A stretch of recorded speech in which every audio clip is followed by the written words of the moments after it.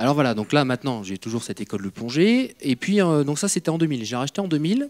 Et puis en 2005, j'ai fait à peu près la même chose sur une école de plongée qui existait dans le Lot, à Rocamadour. Alors là c'était la plongée souterraine.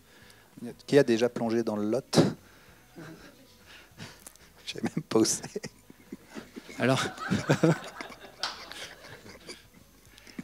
Tu m'emmèneras la prochaine alors fois. écoute, il y a du foie gras. C'est là où on mange du foie gras. Ah bah voilà. Ouais, donc c'est une super région, on y mange très très bien.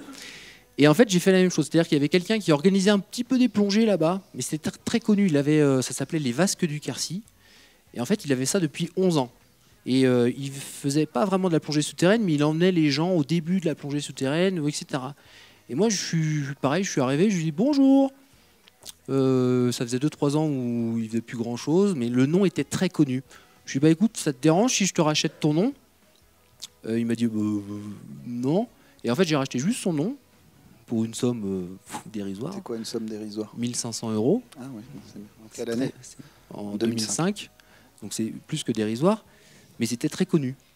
Bah, et en fait, j'ai rapporté un peu de nouveau, c'est-à-dire je me suis fait former par un Américain qui était moniteur de plongée souterraine. Ça commence à se développer en France. Ça existait un petit peu, mais c'était un peu privé, tout ça.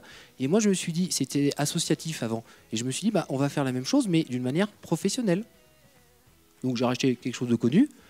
Je suis moniteur professionnel. Il y a des choses qui existaient d'une manière bénévole, par compagnonnage, etc. Je me suis dit, bah, on va juste apporter la qualité de service en tant que professionnel. Bon, bah, j'ai cartonné.